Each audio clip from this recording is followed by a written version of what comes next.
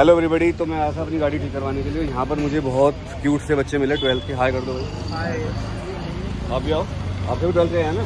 अपना नाम बताइए। वन शर्मा। कहाँ रहते हो शर्मा जी? दिल्ली। दिल्ली में कहाँ पर? दिल्ली में विवेक विहार। आप? रुद्राक्ष चौधरी। कहाँ रहते हो? विवेक विहार। गाँव कौन सा है? गाँव मुजफ्फरनगर के पास है। गाँव नाम बताओ। टिकोला। टिकोला। मैं जीवेश तोमर, मैं यमुनानगर में रहता हूँ। गाँव का नाम? गाँव का नाम बड़ौत। बड़ौत। गाँव का नाम तो बड़ौत में है। कौन सा? बड़ौत में लोहड्डा। अपने गांव का नाम बताने में गर्व फील किया था, वही हमारी पहचान है। तो आज ये मुद्दा इस बात का है कि जो सीबीएसई का रिजल्ट आया है वो बहुत ही बेकार रिजल्ट आया है और सीबीएसई की कॉपी चेकिंग हुई इस बार थर्ड पार्टी के द्वारा, है ना? पता है बात? संयम भारद्वाज जो हैं, आदरणीय संयम भारद्वाज जी, उन्होंने खुद माना है कि हम थर्ड पार्टी से करवाई है। तो क्या दिक्कत हुई आपको रिजल्ट के बाद? क्या फील हुआ? कैसी एक्सपेक्टेशन थी और कितने नंबर आए? एक्सपेक्टेशन तो अच्छी थी क्योंकि एग्जाम काफी अच्छे गए थे। सब्जेक्ट क्या क्या थे आपके? सब्जेक्ट थे मेरे पॉलिटिकल साइंस, हिस्ट्री वगैरह, इंग्लिश था, हिंदी था और फाइन आर्ट्स। सबसे नंबर कम किसने आए हैं? सबसे कम मेरे आए हैं पॉलिटिकल नहीं, हिंदी में आया है। और उम्मीद कितनी थी आपकी? मेरी थी 70-75 की उम्मीद थी, ज्यादा की तो नहीं थी, मगर आएगा मैं 50 के करीब आया। 50 नंबर बस? आपके भाई? सर मेरे मैथ्स में कम है, वैसे पीसीएम थी मेरे पास। फिजिक्स में कितने हैं? फिजिक्स में मेरे आए हैं 55। नहीं, 70 में से बताओ। 70 में से आए मेरे 32 के आसपास। तो कम ही आए हैं। हाँ। और उम्मीद कितनी थी आपको? उम्मीद थी मेरी 40 प्लस की, यानी कि 10 नंबर कम बैठ रहे हैं। हाँ जी। और प्रैक्टिकल में कितनी थी आपको? प्रैक्टिकल में तो सही थे, 28 नंबर कौन सा स्कूल है? विद्या भारती स्कूल, सूर्यनगर, गाजियाबाद। और मैथ्स में आप सेटिस्फाइड नहीं हो? बिल्कुल मैथ्स में बिल्कुल नहीं है। मैथ्स में आप कितने नंबर करके आए थे? मैथ्स में मैं फुल करके आया था, 80 का 80। पूरा अटेम्प्ट करा? पूरा। और सही कितना था उसमें आपके हिसाब से? सही मेरा था 40 प्लस का। और आए कितने? आए मेरे 8 ही लग रही है मैथ्स में। और मेरे सीएस में मैंने घर आके गिने थे 50 प्लस बैठ रहे थे और 33 दे रखे हैं। 50 प्लस आप सही करके 30 दे रखे हैं? हाँ, 33 पूरे। इस बार ऐसा लग रहा है कि सीबीएसई ने कॉपी चेकिंग ऐसी जगह करवाई जहाँ कुछ पता ही नहीं था उनको, उलझुल कॉपी चेक कर दी। आप बताओ अपना एक्सपीरियंस। सर मैं जीवेश तोमर, मेरा इस बार परसेंटेज आई है 82 पे रहा हूँ, 82.6%। सब्जेक्ट क्या थे आपके? Physics, chemistry, bio. फिजिक्स में कितने हैं? फिजिक्स में मेरे टोटल है 66 मार्क्स। नहीं, 70 में से नहीं। 70 में से 36 बस? 36। और मैथ्स में? मैथ्स नहीं, बायो। बायो में कितने हैं? बायो में मेरे आए 80 मार्क्स, बल्कि मैं पूरा पेपर करके आया था और मैं 70 में से कितने हैं? 70 में से 50। आपका पेपर हुआ ना? बल्कि जितने भी स्कूल में प्री बोर्ड है, स्कूल के प्री बोर्ड में भी मेरे 70 में से 60 तक आ रहे थे हर पेपर में। तो आप किस सब्जेक्ट में सेटिस्फाइड नहीं है? मैं केमिस्ट्री और बायो में सेटिस्फाइड। केमिस्ट्री में आपको कितनी उम्मीद थी? केमिस्ट्री में मेरे को 95 के अराउंड उम्मीद थी। नहीं, 70 में से बताओ बार बार। 70 में से 65। 12वीं में क्या होता है, प्रैक्टिकल के नंबर काउंट नहीं होते फॉर पासिंग, वो सिर्फ डिवीजन के लिए काउंट होते हैं। तो आपको कितनी उम्मीद थी 70 में से आने की? 70 में से 65 की उम्मीद। और आए कितने? आए 54। यानी कि आप केमिस्ट्री लाइक करते हो। हाँ। और केमिस्ट्री आपका अच्छा हुआ था? बहुत अच्छा था। और नंबर आपके कम से कम 20 कम आए हैं। हाँ, मैं एमसीक्यू में भी मेरा सिर्फ 1 मार्क्स कट रहा था और जितने कैलकुलेट करे थे सीधे से 16 एमसीक्यूज थे, मेरे 15 सही थे। उसके अलावा भी और 23 ही मिले हैं पासिंग बिल्कुल। उसके बाद ही जो मार्क्स तो सीबीएसई वालों भयंकर गड़बड़ी। एक बच्चा और है हमारे पास, आओ भाई आगे आओ। आपका नाम क्या है? पीयूष सिंह। पीयूष सिंह भाई, कहाँ के रहने वाले हो आप? जी मैं तो श्याम पार्क में से। नहीं, और गाँव मेरा बरेली।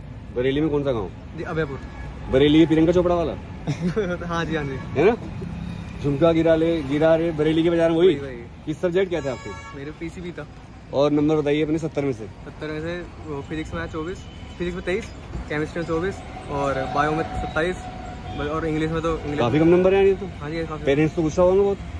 क्या कहा पेरेंट्स ने? पेरेंट्स तो ऐसा था कि मतलब सारे फ्रेम में आओ। फिजिक्स में तो मैंने ऐसे कह दी थी कि मैं फेल हूँ। पास हो गए लेकिन पास हो गए, लेकिन फिजिक्स में 70 में से? 70 में 23 है भाई। अगर तेरे 23 है ना, हाँ। तो यानी कि ग्रेस दिया गया है। तुम 5 नंबर ग्रेस देके पास हो गए हो।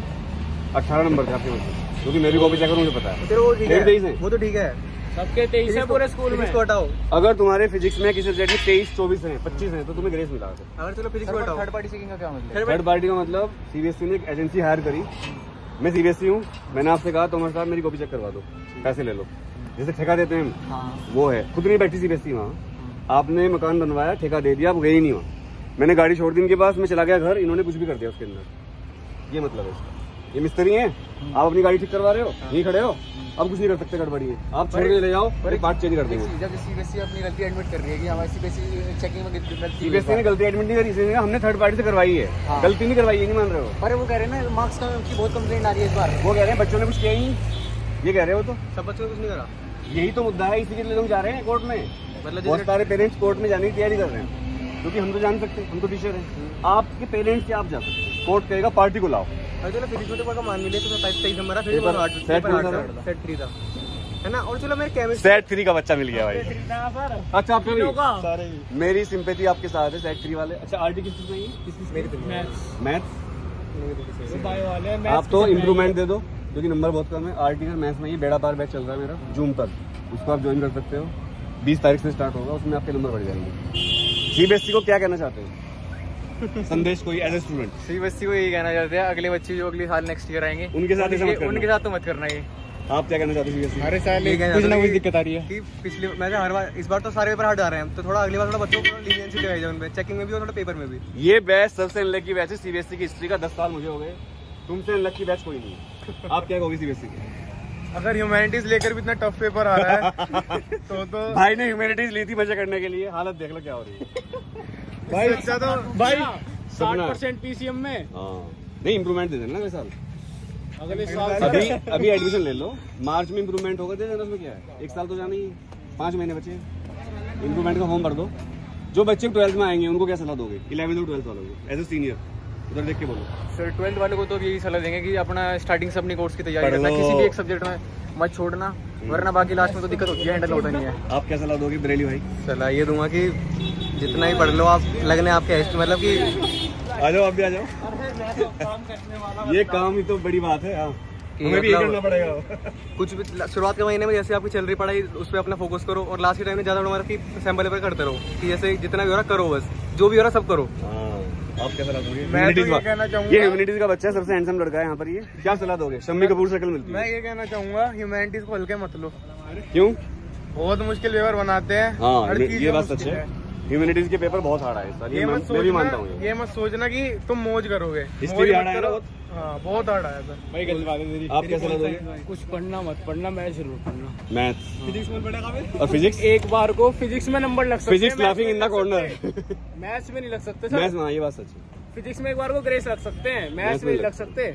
मैथ्स का तो ऐसा सीन है, अगर आती है तो पूरी करोगे, नहीं आती तो पूरी खाली छोड़ दोगे।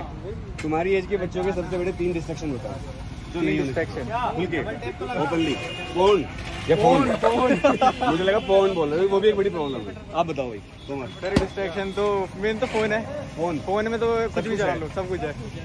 फोन हो गई, जो उसने बोला वो नहीं बोलना। एक तो फोन हो गई, उसको नहीं बोलना। ठीक है, लड़की बाजी करते हो, लड़की बाजी, गर्लफ्रेंड बन जाती है, तो उनमें ऐसा मतलब कि ज्यादा टाइम इन्वेस्ट होता है आपका, और मतलब कि पढ़ाई में हट जाते हो तुम। गर्लफ्रेंड बनाने से नुकसान बाकी होता है क्या? नुकसान देखो, अगर आप लड़की सही होनी चाहिए, अगर आपका लड़की सही होती है, अगर आपका सही होती है अगर आपका पार्टनर सही है तो आपकी प्रोडक्टिविटी बढ़ेगी।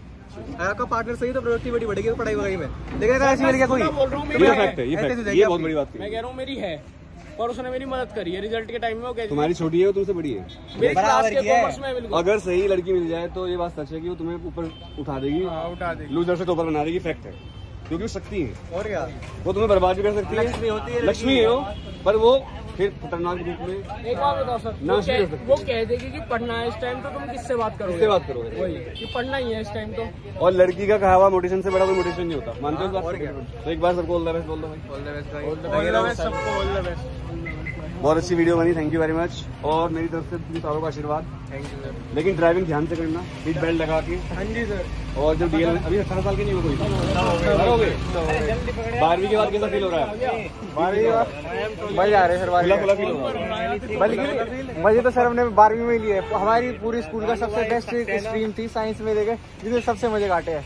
लेकिन असली मजा अब आएगा, अब देखना तुम लाइव। अपना पढ़ाई में कॉलेज में